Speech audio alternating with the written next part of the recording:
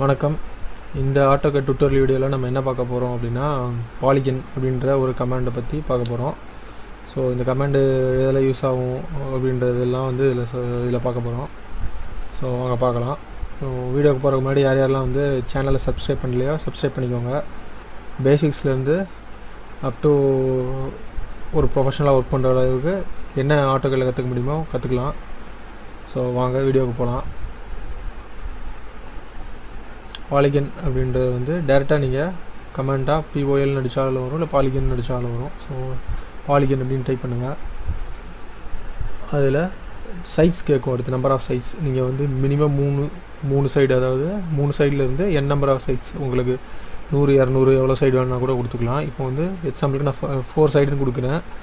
அடுத்தது உங்களுக்கு எட்ஜ் வேணுமா சென்டர் வேணுமான்னு கேட்கும். நான் எட்ஜ் செலக்ட் பண்ணிக்கிறேன். 4 சைடுனா டிஃபால்ட்டாக உங்களுக்கு ஸ்கொயர், அதாவது 4 சைடுமே ஒரே லென்த்தில் இருக்கும். இப்போது இது ஸ்கொயராக கிரியேட் ஆகிருக்குது. இப்போது நான் 1000 கொடுத்துருக்கனால கரெக்டாக 1000 வந்திருக்கான்னு பார்ப்போம்.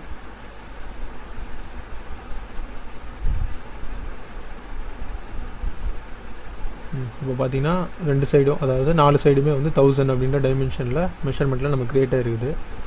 நான் 4 சைடு கொடுத்தனால அது வந்து ஒரு ஸ்கொயராக கிரியேட் ஆகிருக்குது. இதில் 4 சைடு இல்லாமல் நீங்கள் எவ்வளோ சைடெல்லாம் கொடுக்கலாம். இப்போ அதே இதில் மறுபடியும் பாலிகன் கமெண்ட் டைப் பண்ணுறேன். கொடுத்துட்டு சைட்ஸ் வந்து 4க்கு பதிலாக 7 அப்படின்னு கொடுக்குறேன். அதாவது 7 சைடு கொடுத்துட்டு அதே மாதிரி எட்ஜில் தான் ஆல்ரெடி இருக்குது. சென்டர் நான் செலக்ட் பண்ணல, எட்ஜ்லேயே இருக்குது. ஸோ எட்ஜு செலக்ட் பண்ணிட்டு இதுக்கும் டைமென்ஷன் வந்து ஒரு 500 கொடுக்குறேன்னு வச்சுக்கோங்க. இப்போ பார்த்தீங்கன்னா நம்ம க்ரியேட் பண்ணுறது அதே 7 சைடு கிரியேட்டாக இருக்கும். பார்த்தீங்கன்னா தெரியும், 1 2 3 4 5 6 7. ஸோ 7 சைடு கிரியேட்டாக இருக்குது. அதோட எட்ஜ் டைமென்ஷன் நான் என்ன டைமென்ஷன் கொடுக்குறேனோ அந்த டைமென்ஷன் வந்து ஈவனாக எல்லாத்துக்குமே வந்துடும். இப்போ 500 கொடுக்குறேன். இப்போ பார்த்தீங்க அப்படின்னா மெஷர் பண்ணுறேன்.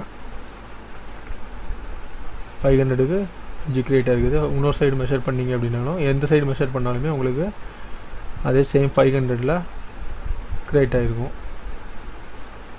ஸோ நம்ம எந்த டைமென்ஷன் கொடுக்குறோமோ அந்த டைமென்ஷனுக்கு எல்லா லைன்ஸுமே அதே டைமென்ஷனில் n நம்பர் ஆஃப் சைட்ஸ், எத்தனை சைட்ஸ் 7 சைடு கொடுத்ததுனால 7 சைடும் 500ல் கிரியேட் ஆகிருக்குது. இப்போ இது எட்ஜ் அப்படின்ற ஆப்ஷனில் க்ரியேட் பண்ணுது. அடுத்தது பாலிகனில் சென்டர் அப்படின்னு ஒரு ஆப்ஷன் இருக்குது இல்லை. ஸோ சைட்ஸ் வந்து அதை 7 சைடு வச்சுக்கிறேன். ஸோ இப்போ வந்து சென்டர் ஆஃப் பாலிகன், எட்ஜுன்றது ஃபஸ்ட்டு செலக்ட் பண்ணியிருந்தோம். இப்போ சென்டர் ஆஃப் பாலிகனை செலக்ட் பண்ணியிருக்கேன். சென்டர் செலக்ட் பண்ணிங்கன்னா inscribed circle, circumscribed about circle 2 option வரும் உங்களுக்கு. அதுக்கும் இதுக்கும் என்ன வித்தியாசம் அப்படின்றத இப்போ சொல்கிறேன். அதுக்கு ஃபஸ்ட்டு ஒரு சர்க்கிள் போட்டுக்கிறேன். ஒரு டிஃபால்ட்டாக ஒரு ரேடியஸில் போட்டு அது கலர் மட்டும் ரெட் கலரில் கொடுத்துருக்கேன், ஈஸி ஐடென்டிஃபை பண்ணுறதுக்காக. இந்த மாதிரி பாலிகன் போட்டுட்டு அதே 7 இது கொடுத்துருக்கேன் சைடு. சென்டர் ஆஃப் பாலிகன், சென்டரில் என்ன செலக்ட் பண்ணிக்கோங்க. இன்ஸ்கிரைப்டுன்ற ஆப்ஷனை ஃபஸ்ட்டு செலக்ட் பண்ணுறேன். இன்ஸ்கிரைப்டு அப்படின்னா அடுத்து சர்க்கிளோட ரேடியஸ் பிக் பண்ண சொல்லுவோம். இப்போ சர்க்கிளோட பாயிண்ட்டை நான் பிக் பண்ணோன்னா அந்த பாயிண்ட்டுக்கு இன்சைடில், அதாவது பாயிண்ட்டை விட்டு வெளியில் போகுது நம்ம க்ரியேட் பண்ணுற ஆப்ஜெக்ட்டு எல்லாமே வந்து உங்கள் சர்க்கிளுக்கு இன்சைட்லேயே வந்துடும். இப்போ பார்த்திங்கன்னா எல்லா கார்னர்ஸும் வந்து சர்க்கிளோட இன்சைடில் இருக்கும். ஸோ இதுதான் வந்து இன்ஸ்கிரைப்டு அப்படின்ற ஆப்ஷன். இன்ஸ்கிரைப்டு இன் சர்க்கிள் அப்படின்னா சர்க்கிளுக்கு இன்சைடில் நம்ம க்ரியேட் பண்ணுற பாலிகன் வந்து சீட் ஆயிரும். ஸோ அதை வந்து எல்லோ கலரில் மாற்றி வச்சுக்கிறேன். இப்போ அடுத்தது சர்க்கம்ஸ்கிரைப்டு அபவுட் சர்க்கிள் அப்படின்ற ஆப்ஷனால் எப்படி க்ரியேட் ஆகும் அப்படின்றத பார்ப்போம். 7 கொடுத்துட்டேன். மறுபடியும் அதே மாதிரி சென்டரில் என்ன பிக் பண்ணிக்கிறேன். சர்க்கம்ஸ்கிரைப்டு அபவுட் சர்க்கிள் அப்படின்ற ஆப்ஷனை செலக்ட் பண்ணிக்கிறேன். இப்போ பார்த்திங்க அப்படின்னா உங்களுக்கு க்ரியேட் பண்ணுற பாலிகன் வந்து இன்னில் வராது. அதாவது நீங்கள் ரேடியஸ் பிடிச்சி, அதாவது சர்க்கிளோட பாயிண்ட்டை பிடிச்சிங்க அப்படின்னா டிஃபால்ட்டாக உங்களுக்கு அது சர்க்கிளுக்கு அவுட் சைடில் வரும். அதாவது சர்க்கிள்குள்ளே ஒரு பாயிண்ட்டுமே வராது. அதோட சர்ஃபேஸ், அதாவது பழசில் வந்து அதோட எட்ஜு வந்து உங்களுக்கு உள்ளே வந்துச்சு. இப்போ வந்து அதோட சர்ஃபேஸ், அதாவது நம்ம போட்டிருக்க லைன்ஸ் எல்லாம் அதோட டேஞ்சென்ட்டாக மாதிரி ஆட்டோமேட்டிக்காக சர்க்கிளுக்கு வெளியில் வந்து க்ரியேட் ஆகிருக்கும். பார்த்தீங்கன்னா உங்களுக்கு டிஃப்ரென்ஸ் தெரியும். அது கம்ப்ளீட்டாக சர்க்கிளுக்கு உள்ளே இருக்கும், இது கம்ப்ளீட்டாக சர்க்கிளுக்கு வெளியில் இருக்கும்.